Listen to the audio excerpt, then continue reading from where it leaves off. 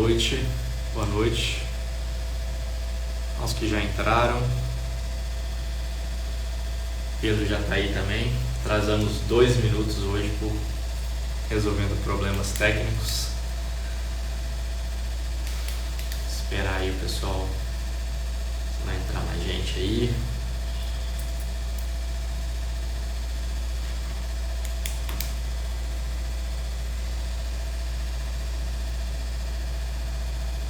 Esperar um pouquinho, vou chamar o Pedro.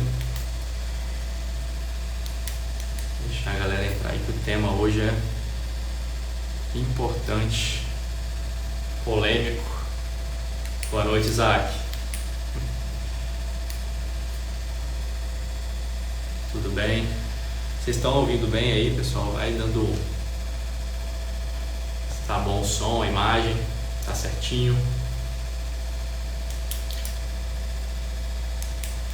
Demos uma pausa com as lives, mas estamos de volta. Um assunto hoje bem importante.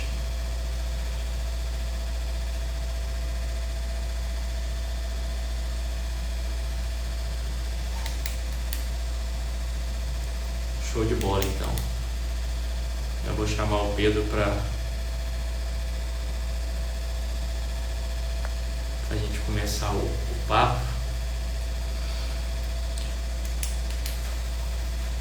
Pedro já está por aí também.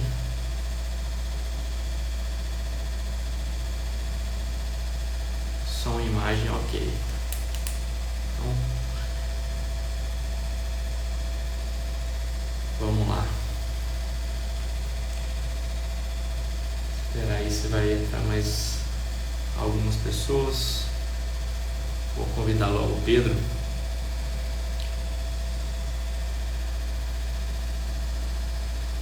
Para entrar, a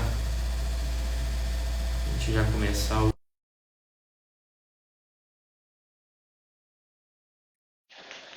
Chamei aí, Pedro.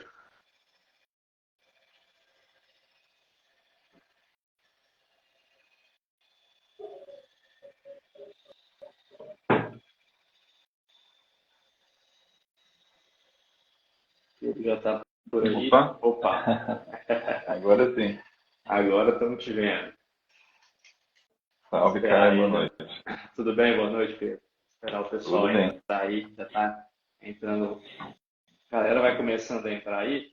Esse tema, pessoal, vocês compartilhem aí, porque se perder o início, vai ficar difícil de entender. É um tema complexo, importante. Compartilhe com o pessoal do agro, os produtores rurais, os profissionais envolvidos com a agro também, que nós demos uma pausa nas lives aí. Na verdade, essa live eu e o Pedro estamos tentando ajustar já tem algumas semanas, né, Pedro? Mas as agendas estavam complicadas. Mas como é um tema bem complexo, ele está se arrastando. Então, mesmo que o tempo passou aí... Acabamos adiando para dar conta de acompanhar as novidades aí, né, cara? Isso, exatamente. Por um acaso, enquanto a gente estava tentando marcar, as coisas estavam acontecendo ainda nesse assunto. Pois é. Vai acabar até dando mais conteúdo aqui para a gente bater papo, né, o Pedro. Bom, pessoal, vai compartilhando aí com o Emiliano, boa noite. Cristiano, tudo bem, Cristiano? Luísa Bonomo já passou por aqui, foi a estreia, inclusive, a primeira live. Arantes, Rafael, Dimas, Normélia, pessoal que veio pelo Instagram do Pedro aí também, compartilha, né? E o pessoal que veio aí pelo Instagram do público também compartilha, que é super importante no setor hoje. Bom, já para a gente não perder tempo, porque tem muita coisa para conversar, né, Pedro? Pessoal que tiver pergunta aí também, pessoal, manda aqui nessa interrogaçãozinha aqui, porque nos comentários pode acabar perdendo. Se vocês mandarem na caixinha do lado, é bom que depois eu consigo abrir e jogar na tela para o Pedro responder lá no final da live. Bom, pessoal, alguns aqui já acompanharam algumas lives, a Luísa mesmo já participou aqui comigo. A gente tem essa série de lives aí que é o Campo Vivo Talks. Demos uma parada aí. Eu estava querendo falar desse tema já há algum tempo, como eu falei aqui, e estava ajustando a agenda com o Pedro, mas é um tema uma pauta que está se alastrando aí no tempo e acabou que a gente vai ter mais coisa ainda para conversar, que é sobre o marco temporal das terras indígenas, né? Que está uma pauta bem quente aí no momento no Brasil, e como nossa ideia aqui, além de bate-papo, às vezes a gente quer conversar com um produtor, com algum profissional para falar um pouco da experiência dele, mas eu também, minha ideia é trazer alguns temas atuais aqui, de momento, para que o produtor fique por dentro, né, Pedro, que é importante para tomar de decisão, para saber se preparar para o que vem por aí. Essa questão, esse ano, a questão política e principalmente judicial, está bem assim, algumas decisões que o produtor está ficando um pouco assustado. Então, essa informação é sempre importante para o produtor se preparar e saber se posicionar. Pessoal, o Pedro, vou apresentar ele aqui. Alguns vieram pelo Instagram dele, provavelmente já o conhecem, mas o pessoal aqui, principalmente da região, vou falar aqui um breve resumo aqui do currículo dele, que tem bastante coisa.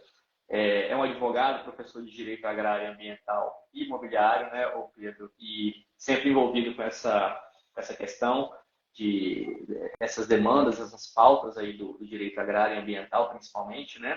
Você é pantaneiro, né? A sua cidade é Aquidauana, é assim que fala mesmo?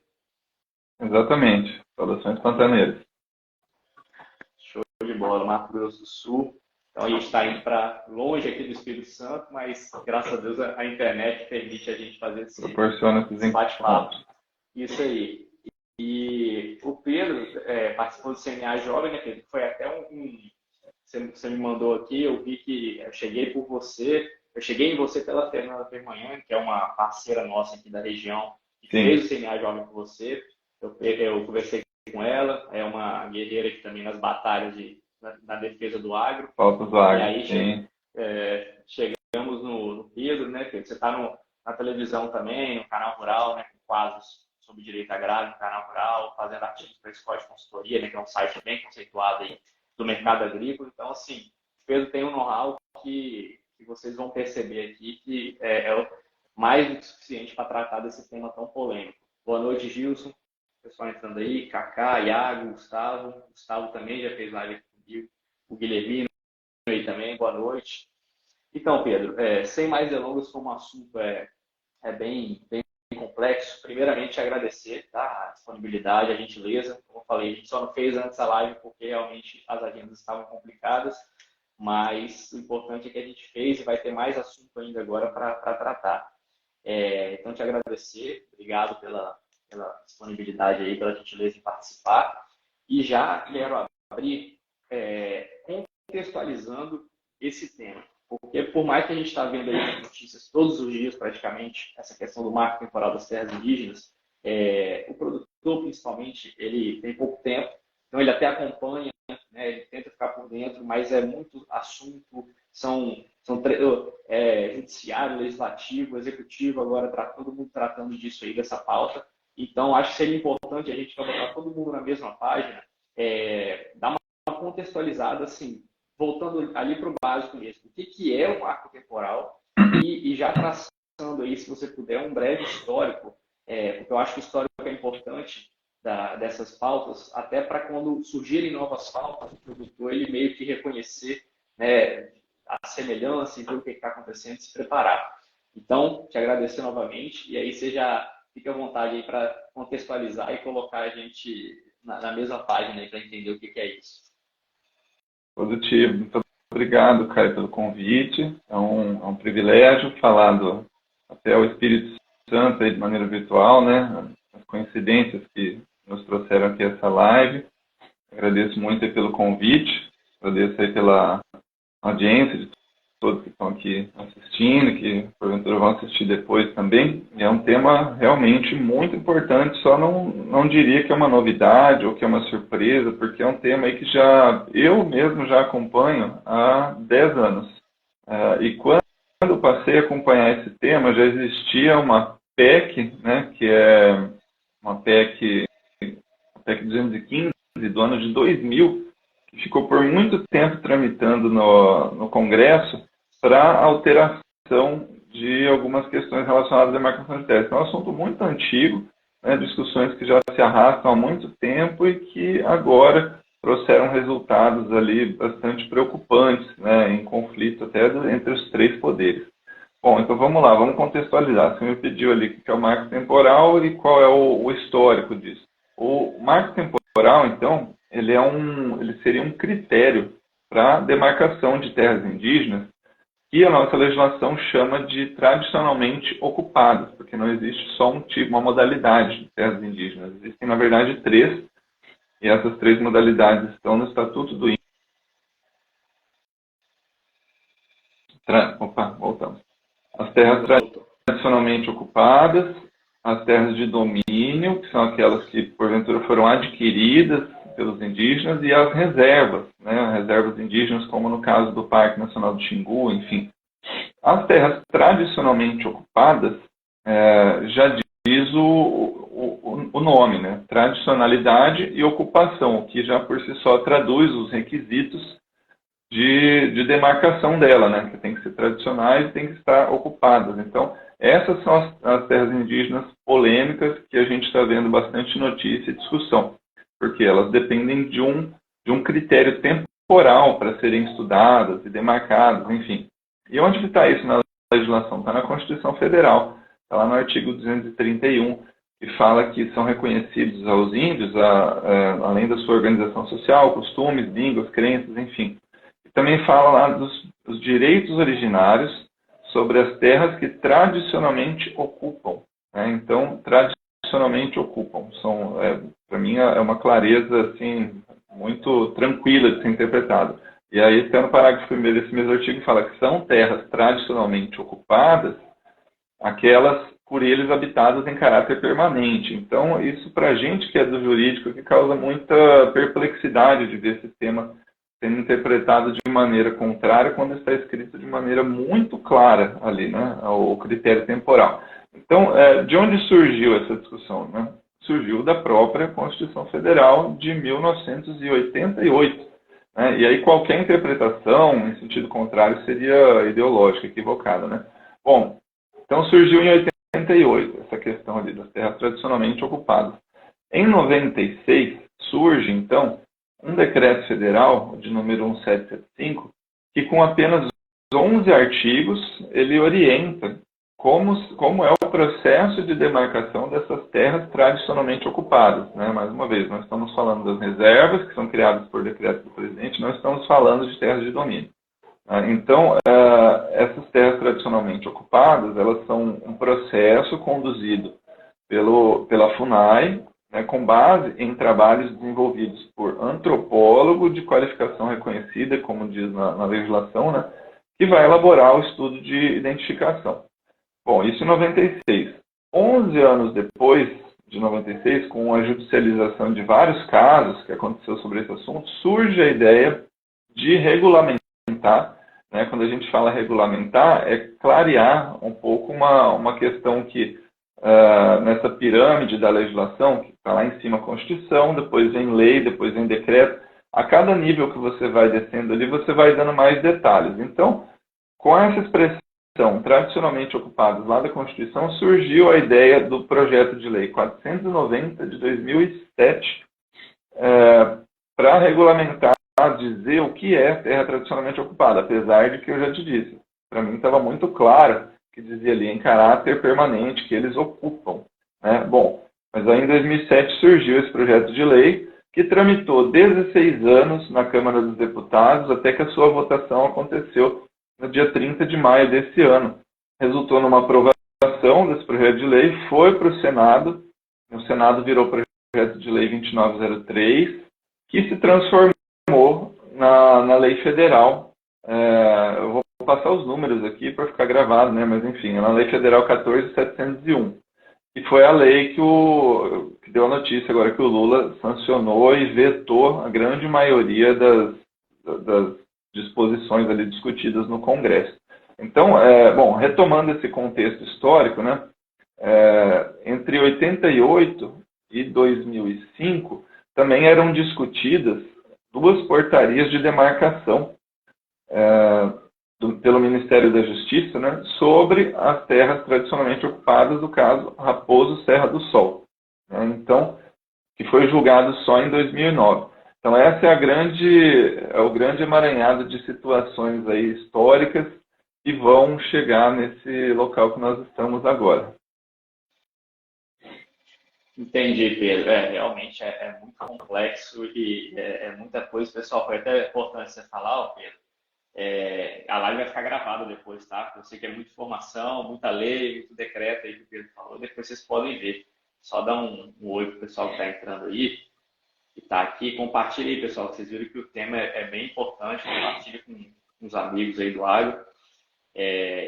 Então, Pedro, então seguindo aqui, você realmente comentou essas diversas leis e disposições que vêm desde aí a Constituição, né, trazendo essas mudanças aí, e o que me espanta um pouco, eu não sou nada conhecedor, na verdade, da pauta, por isso que você está aqui conversando, porque a parte técnica aí você domina, mas é uma coisa muito difícil de acompanhar, porque você, claro, você tem a técnica, você domina aí, você acompanha e passa isso com tranquilidade, mas aí eu vou pensar no profissional, no produtor rural, como que ele dá conta de acompanhar isso tudo, e aí, de repente, ele se depara com essa situação do judiciário, chegando até o judiciário, e aí...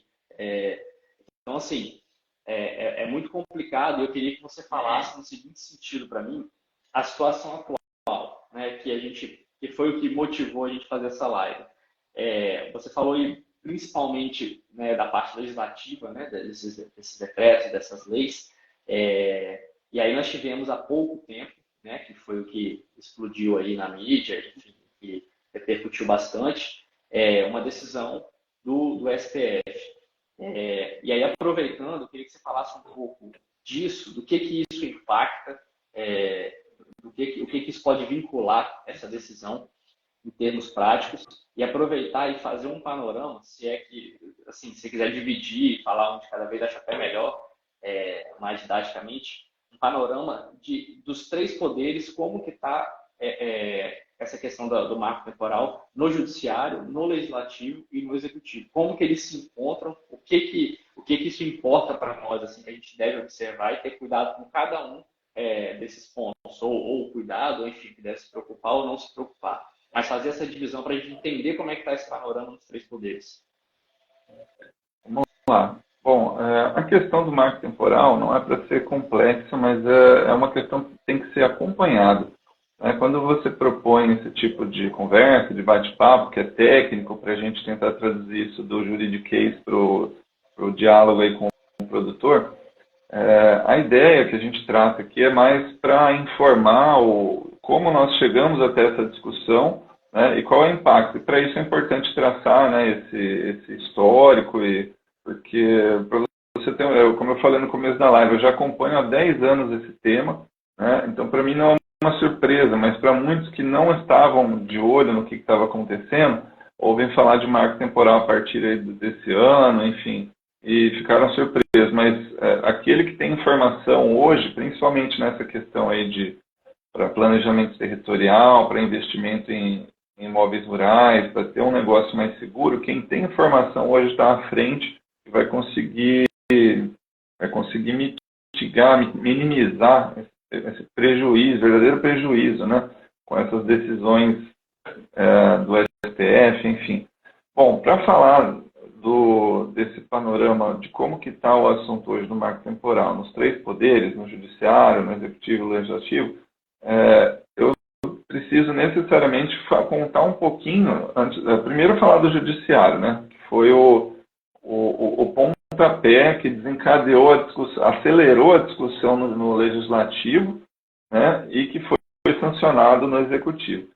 Para falar dessa votação que teve no STF, eu preciso lembrar um pouquinho do caso do Raposo Serra do Sol, né, se você me permite. O caso do Raposo Serra do Sol foi julgado em 2009, então não é a primeira vez que o STF trata da questão do marco temporal e das demarcações de terras indígenas. A primeira vez que o STF tratou disso foi em 2009, ao concluir o julgamento do Raposo Serra do Sol, e deu interpretação a esse artigo 231 que eu li agora há pouco, né, do que são as terras tradicionalmente ocupadas pelos indígenas, né, e foi pelo caminho mais óbvio, né, no sentido de que são demarcadas as terras em que os povos indígenas ocupavam ou disputavam até aquela data em que a Constituição foi promulgada e escreveu este artigo, ou seja, 5 de outubro de 88. Esse é o marco temporal. E assim, esse marco temporal, ele, segundo esse entendimento lá no Raposo Serra do Sol, deveriam ser demarcadas apenas as terras indígenas que esses povos ocupavam ou disputavam, né, que é um termo jurídico chamado de renitente esbulho, até a promulgação da Constituição. Desculpa de novo, aqui está dando uns alertas aqui no Instagram. Bom, aí essa decisão, que chama acórdão, né, quando é uma decisão colegiada de todos os ministros, ela consolidou, então, a existência desse marco temporal e indicou as razões pelas quais eles fundamentaram isso aí. Bom, então esse marco temporal já havia sido discutido, interpretado pelo STF no Raposo Serra do Sol.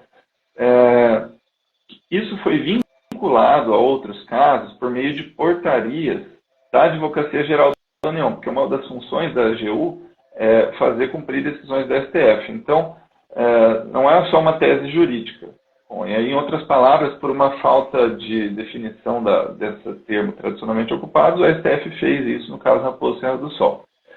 Mas, por uma falha processual, ou não, né, não sabemos qual foi a real intenção, naquela ocasião da Raposo Serra do Sol, não foi dado um efeito que nós chamamos de vinculante à repercussão geral, né, que garantiria que qualquer caso, nesse sentido, teria esse mesmo entendimento. Então, por uma falha processual, não foram dados efeitos vinculantes. Isso estava sendo feito pela AGU, e aí, por uma questão política, a cada troca de governo, a AGU muda de posicionamento.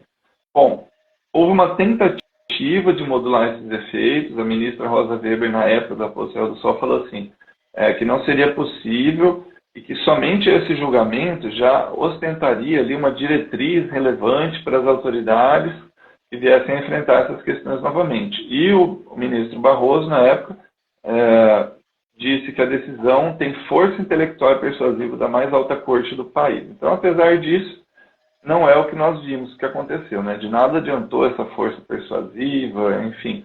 Essa falha processual custou muito caro, né? Houve uma rediscussão desse assunto em um caso de Santa Catarina, né? Só que numa nova composição de ministros, não eram mais os mesmos ministros que julgaram o caso do Raposo Serra do Sol, e sem qualquer justificativa plausível, né, para modificar o entendimento anterior, esses ministros excluíram, então, o limite temporal para estudo e demarcação de terras indígenas, considerando, então, as terras que ocuparam em qualquer momento da história. Então, essa foi a grande virada que aconteceu no Raposo Serra do Sol para esse caso de Santa Catarina. Raposo Serra do Sol foi em Roraima.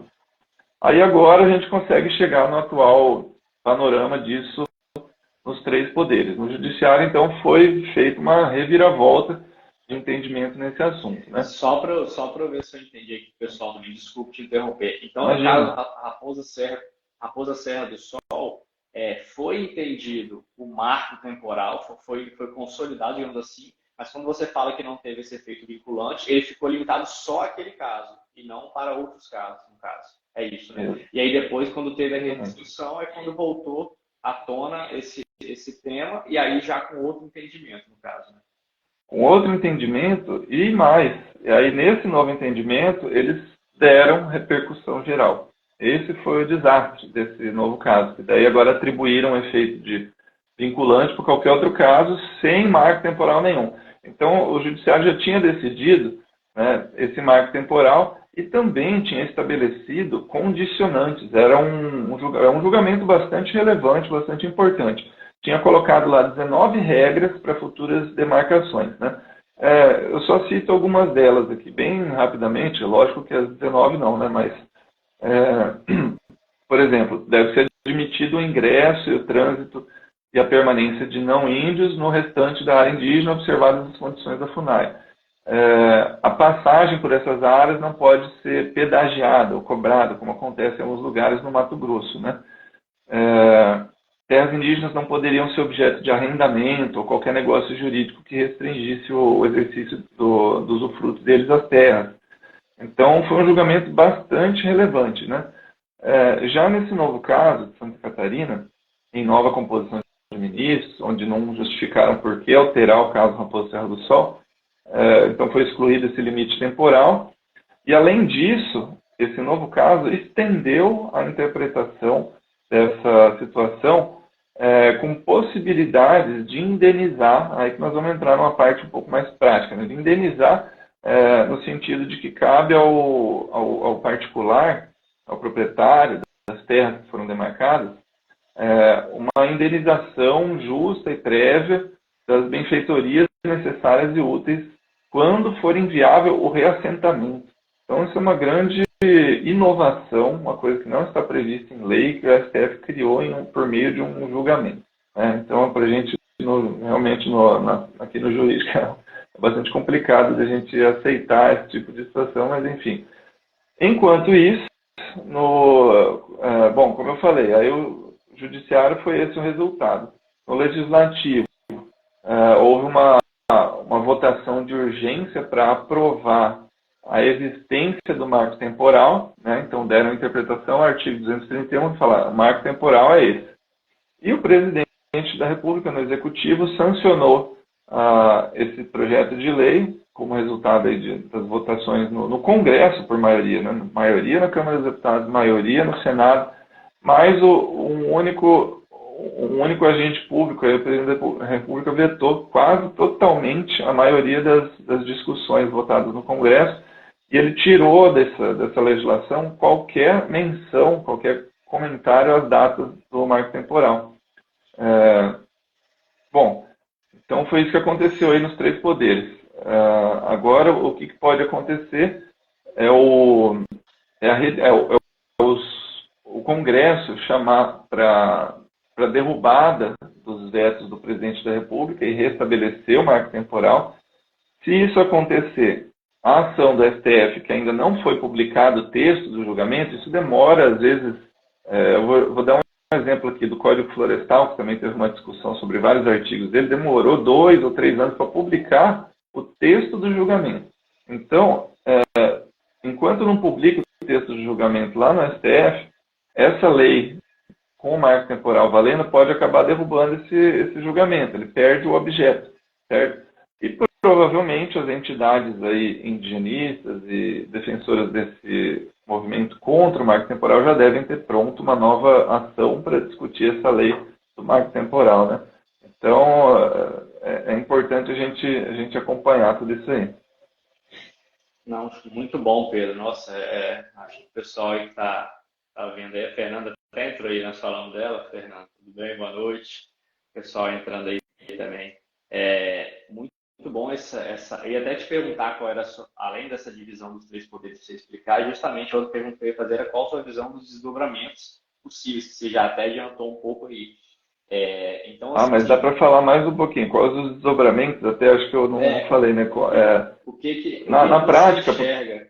Para o produtor rural, no resumo da história é o seguinte, que antes da derrubada do marco temporal, aquele que possuía uma matrícula imobiliária, em que nela ele conseguia visualizar o histórico de todas as aquisições anteriores, até 1988, não tendo nenhuma restrição, nenhum conflito, ou seja, uma matrícula que foi dada pelo poder público lá no passado, né?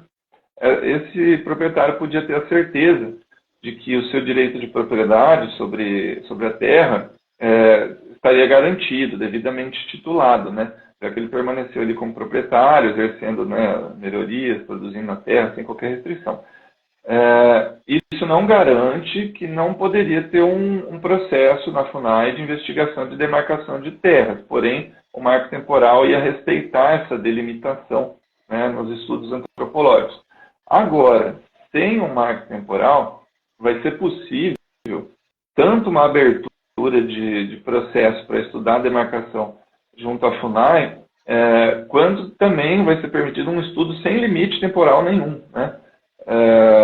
Então vai ser considerado vão ser consideradas terras que os indígenas ocuparam em qualquer momento da história. Então, isso traz para o proprietário, por mais que ele já esteja ali na terceira, quarta geração da sua família com aquela propriedade, traz uma insegurança enorme, né? No sentido de que a qualquer momento a FUNAI vai iniciar ali um estudo para falar que por ali passaram povos indígenas que foram expulsos por alguém que não é, às vezes, o proprietário ou a família do proprietário que veio sucedendo essa terra. Então, é uma insegurança jurídica gigantesca. Ô Pedro, e aí, eu ia até comentar, entrar um pouco mais nisso com você também. Pessoal, compartilha aí com principalmente os produtores, ó, vamos chegar na parte importante agora, que é justamente aí para os produtores rurais, os profissionais ou consultores, né, que lidam com os produtores rurais, que é justamente essa parte mais prática, né, Pedro, que você já introduziu e já começou a falar. Porque, assim, você comentou aí da parte da FUNAI, de demarcação. A gente aqui na região tem um problema que já se perdura por muito tempo, que é bem parecido, em termos práticos, que é com os quilombolas. A Fernanda, que está até aqui assistindo, sabe bem disso, né? Uma das coisas que iniciou a Associação Agricultura Forte aí foi essa batalha na defesa da propriedade privada. E, na época, eu até pesquisei e entendi um pouco mais sobre isso, e o que me chamava a atenção era justamente essas ações de reintegração, que chama para o indígena, nesse caso, reintegração de posse, como é a terra dele. Enfim, a demarcação mesmo, a demarcação. E reintegração seria se ele tivesse sido expulso agora, né? Entendi. Então, de demarcação, e me chamava a atenção justamente os processos de demarcação, como isso era feito. Não me parecia algo muito criterioso, né? Como você falou aí, qualquer lugar que a FUNAI fizer alguma pesquisa, enfim, entender que os índios, teve uma comunidade indígena ali, é suscetível de desapropriação ali do produtor, enfim, a insegurança realmente, como você falou, insegurança jurídica gigantesca. Você fala um pouquinho na prática, tanto como que funciona esse processo de demarcação, e como funciona, principalmente aí nesse caso, claro, da derrubada do marco temporal, né? Porque eu acho que sem a derrubada a gente não tem muitos, tirando essas ações que vão sendo colocadas todas as vezes pelas associações, pelo pessoal, né, que representa os indígenas, mas não tem, em termos práticos, não tem muita repercussão. Agora, com a derrubada, aí entra em cena justamente esse processo da FUNAI, né, esse processo essas ações, esse processo de demarcação. Então, como que isso funciona na prática? E aí, se você já puder também, para os produtores que estão vendo aí, para o pessoal que vai ver depois, como que o produtor pode se defender disso? Como é que ele pode se preparar, em termos jurídicos mesmo, ali, do ponto de vista prático, já se preparar contra esses processos de demarcação? Bom, nunca foi fácil acompanhar esses processos, sabe? Desde que eu comecei a atuar com relação aos processos de demarcação de terra indígena, são processos complexos que não são resolvidos só com a contratação de advogado. Nós temos que procurar por peritos com capacidade técnica em antropologia e outras áreas similares. São poucos profissionais. Esses processos, eles são conduzidos de maneira completamente desbalanceada, porque eles são instaurados na FUNAI. Que a FUNAI, por lei, ela tem o dever de assistência ao indígena, ou seja, ela é parcial.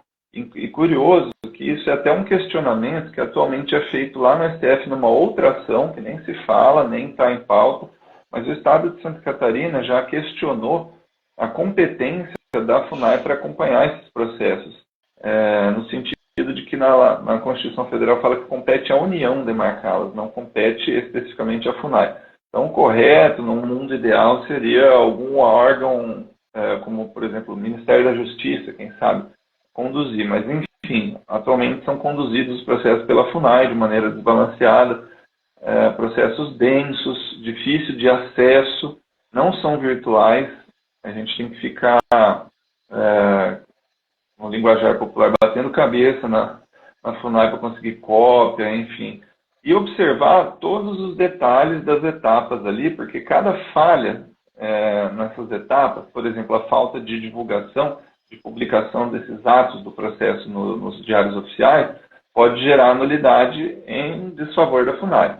Mas, enfim, esse processo, então, ele passa por uma série de etapas, de estudos e de procedimentos que estão naquele decreto que eu citei no comecinho da live aqui, no 1775.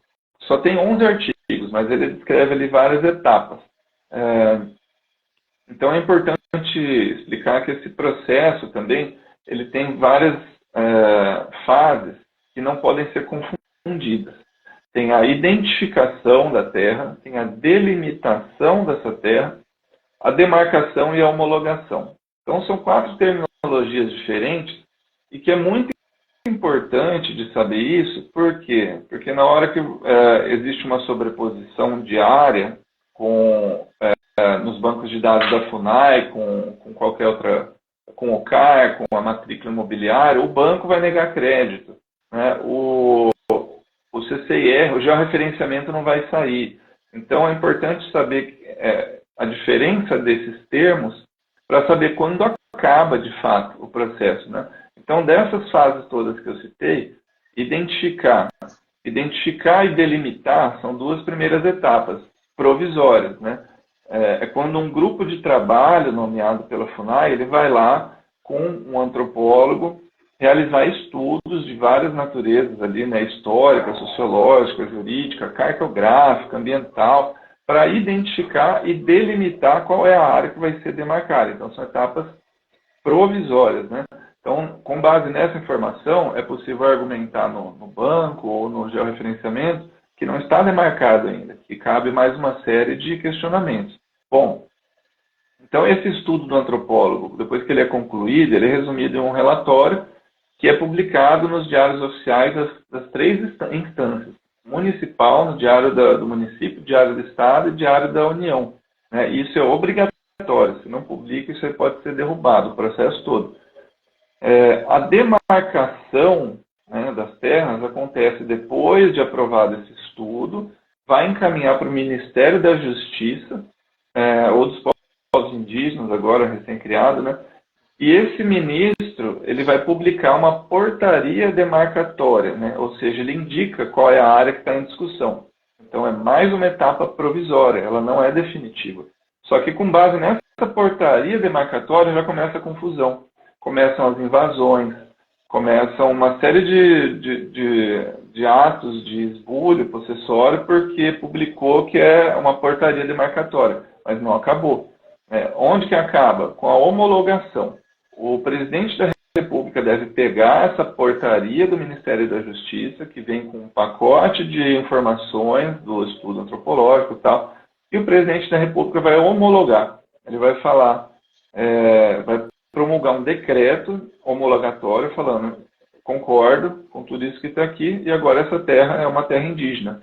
Então a homologação ela só acaba com o famoso canetaço aí do presidente da República, né? Inclusive nesse sentido, o atual governo, no mês de abril desse ano, em comemoração aí ao Dia do Índio, eles já tinham falado que demarcariam todas as terras indígenas até o final do mandato em 2026, né?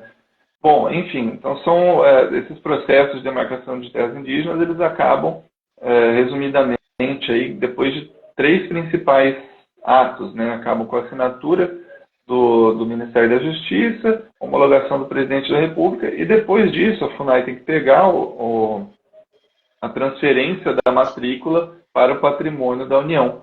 E aí com isso eles vão poder pedir a emissão da posse do proprietário para colocar os indígenas lá, né?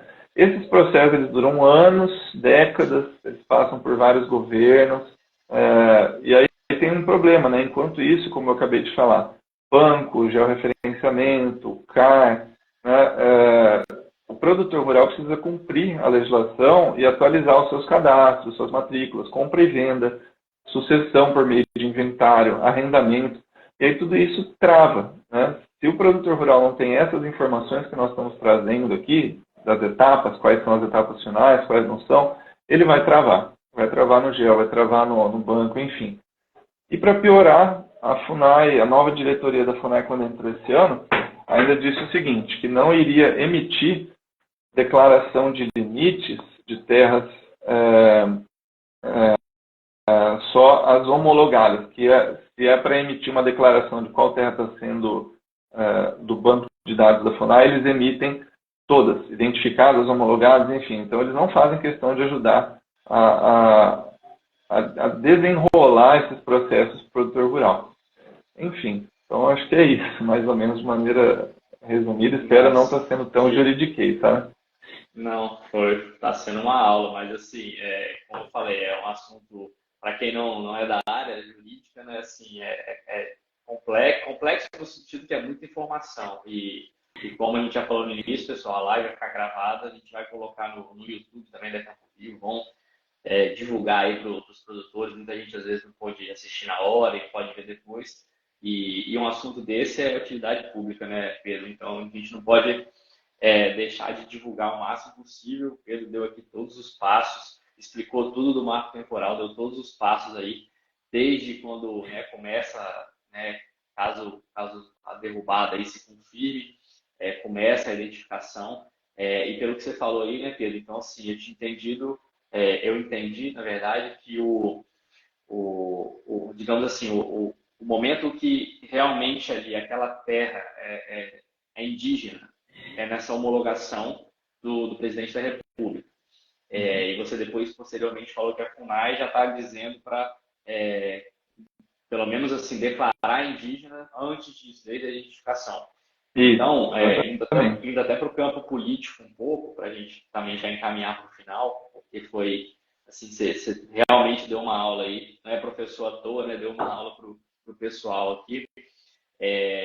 Eu percebo, do ponto de vista político, não querendo entrar muito em polêmica, mas não tem como, com a pauta dessa, que o recado que está sendo dado, infelizmente, é de mais insegurança ainda, não só jurídica, né? Porque, como você falou, a partir do momento que começa esse movimento da FUNAI já querendo declarar a terra indígena antes dessa homologação, igual você falou, comentou do governo federal dizendo que ia, do Ministério lá dos povos indígenas, dizendo que ia demarcar todas as terras indígenas que estiverem no Brasil. O recado que é passado, ele é mais negativo ainda, né, do ponto de vista do produtor rural e da propriedade privada, né, da defesa da propriedade privada, e isso gera uma instabilidade, não só insegurança jurídica, mas uma instabilidade no país como um todo, porque, como você falou, e aí, assim, de repente até uma própria associação ou até a própria comunidade ali, organizada indígena, eles já podem se achar, às vezes até com maldade ou não, mas se achar no direito de pegar o que é deles ali, já que a FUNAI vai começar a declarar, digamos, já desde a identificação. Então, assim, isso vai gerando instabilidade, além da insegurança jurídica, insegurança até física, né? E, enfim, de todos os âmbitos aí do produtor rural. E ele tem que ficar por dentro disso tudo. Como você falou, por um lado, essa demora toda nesse processo de demarcação não é nem tão ruim, porque aí o produtor, de repente, consegue ter mais momentos onde ele, o difícil aí é justamente esse aparato. Você comentou que tem que ter um advogado, tem que ter um antropólogo, tem que ter alguém, um perito, né? E não é simples, né, juntar isso aí, mas de fato eu acho que é necessário, porque, como eu acabei de falar, assim, o recado está sendo dado, infelizmente, pela FUNAI, pelo governo federal, de que eles vão, no que depender deles, eles vão levar à frente, né? Essa derrubada do marco temporal e essa demarcação. Então, o produtor ele tem que estar muito, muito consciente, muito, focado, entendido dessas informações, para que ele saiba onde também atacar, no bom sentido assim, em termos processuais, como você falou, e também, de repente, não ficar nessa insegurança tão grande. E, assim, é preocupante, mas a gente precisa, essas informações que você está dando são muito valiosas, espero que depois o pessoal assista a live, eu mesmo vou divulgar para o máximo de produtores possível, porque, como eu falei, o recado está dado, então vai caber a nós mesmos nos organizarmos, né, o setor produtivo, junto com os advogados que estão aí, como você, em prol do produtor, para tentar, pelo menos, se preparar, né, tomara que não aconteça, né, eu acho que o Congresso, talvez ao lado bom disso aí, a Frente Parlamentar da Agropecuária está bem ativa nisso, pelo que eu tenho visto, tomara que não aconteça, mas a gente tem que estar preparado, né, porque tem que estar organizado para isso. E aí, já encaminhando para o final, eu queria que você, uma tarefa muito difícil, mas você, assim, resumisse isso tudo aí, fizesse um resumo geral e principalmente passando uma mensagem aí para o produtor, principalmente, assim, no sentido de se informar, de estar ligado no que está acontecendo, de saber aonde que está esse perigo, né? Com o que deve se preocupar, com o que não deve se preocupar. Fizesse aí um geral aí para a gente encaminhar para o final também e para deixar esse resumo aí também desse tema difícil de ser resumido. Eu acho que você tocou num ponto importante, que é a questão da polarização dessa discussão, que ela historicamente foi feita como se fosse produtor versus comunidades indígenas. E você tocou num ponto muito importante de trazer que isso tem reflexos inúmeros. Isso tem reflexo no planejamento territorial brasileiro, sabe? Isso deixou de ser uma questão que você escolhe um lado ou outro com base naquilo que você tem mais afinidade. Isso é uma gravíssima de um problema de planejamento territorial, já que por razões óbvias o nosso potencial brasileiro, eu não estou aqui como defensor do setor agropecuário, mas o potencial territorial brasileiro é produção agropecuária. Nós não somos exportadores de tecnologia como outros países ou alguns outros insumos. Nós somos exportadores de alimentos. Isso nós estamos inviabilizando ou mal planejando o nosso território, como está fazendo o STF, o Executivo, ao abrir um precedente gigantesco para essa demarcação sem limites temporais, isso se transforma num atentado contra o planejamento territorial brasileiro. Existem municípios no interior do estado do Mato Grosso do Sul, no Paraná, que já estão com mais da metade da área territorial sob estudo de demarcação. E olha o impacto socioeconômico ou ambiental, ou enfim, os impactos dos indicadores para esses territórios. O que vai acontecer com esses municípios? Municípios que a vocação, municípios no interior do estado, lá que a vocação é agropecuária. O que vai acontecer com esse local? Então, o planejamento territorial brasileiro tem que ser levado a sério. O território brasileiro tem que ser pensado em benefício de todos os brasileiros, rurais, urbanos, índios, não índios. Não é uma questão de privilegiar um grupo ou outro, e deixar de dar eficiência aos potenciais aí do nosso território.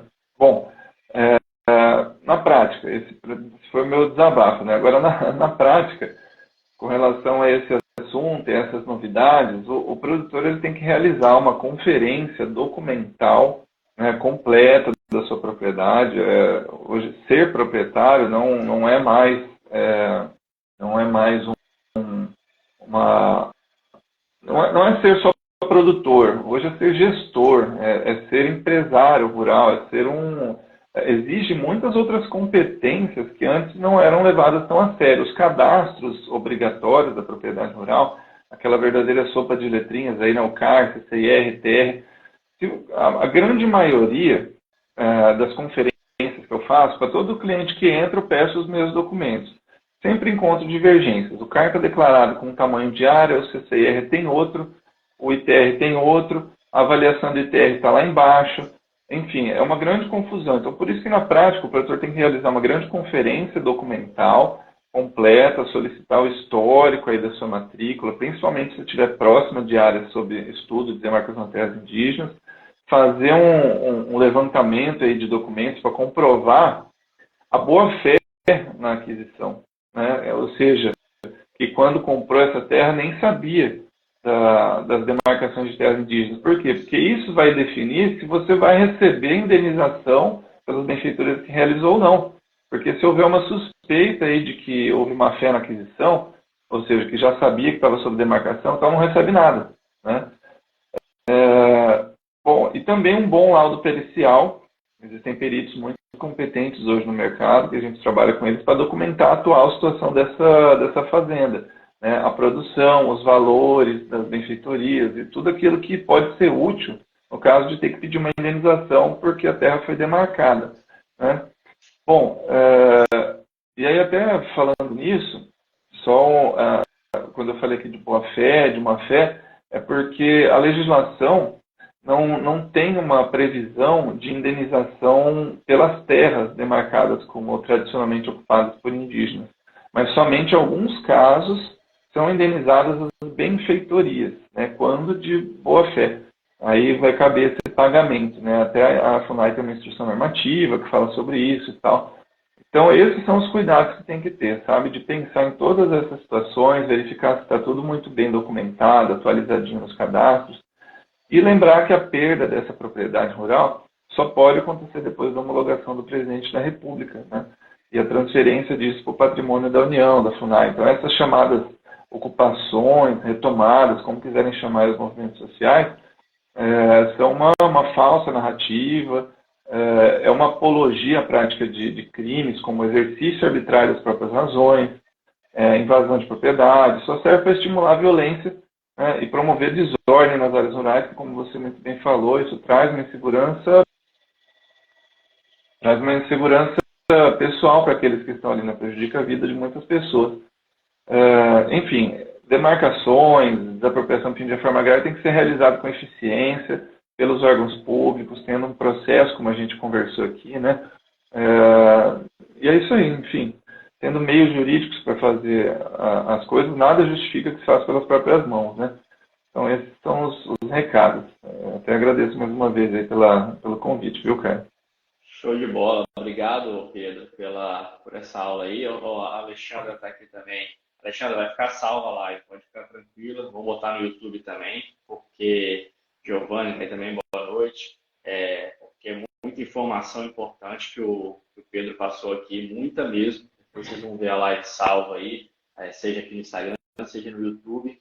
É de utilidade pública, como eu falei aqui, porque é informação prática que ele trouxe, fez um histórico para a gente entender, mas trouxe informação prática para o produtor principalmente ficar bem esperto aí, porque as repercussões ainda vão acontecer, né, Pedro? Assim, isso está acontecendo, né? Teve na mão do presidente. Agora é a derrubada dos vetos agora. A derrubada dos vetos pelo Congresso, a expectativa, né? Mas assim, como a gente falou, saber do que se trata, conhecer o histórico e o que fazer é importante, porque agora é isso, mas daqui a pouco pode ser uma outra coisa. Já foi como o Pedro falou, já tem 10 anos que ele está vendo sobre o marco temporal das terras indígenas e muitos, como eu, por exemplo, estou sabendo recentemente. Então, a gente saber esse histórico, conhecer do que se trata, isso previne também que outros futuros problemas e inseguranças jurídicas a gente esteja melhor preparado, né? Quando eu falo a gente, assim, principalmente o produtor, que é o principal prejudicado, né, nessa história toda. Então, eu vou deixar a live salva aqui no Instagram da Campo Vivo. Vocês podem ver depois. Pedro, te agradeço novamente. Obrigadão pela disponibilidade e pela gentileza. De repente, tendo novas repercussões mais à frente, a gente faz novamente, se você topar, para atualizar, para esclarecer alguns pontos que for necessário, mas vamos torcer para que a segurança jurídica prevaleça aí e não instaure mais ainda pânico aí, mais dificuldades aí no setor produtivo. Então, obrigado, boa noite aí e obrigado pessoal que for aqui assistindo e esses que vão assistir depois também. Espero que vocês tenham gostado. Positivo, eu que agradeço, cara. Atualizar essas informações é a nossa obrigação mesmo, viu? Contem comigo. Valeu, Pedro. Obrigado, pessoal. Boa noite aí. Um abraço.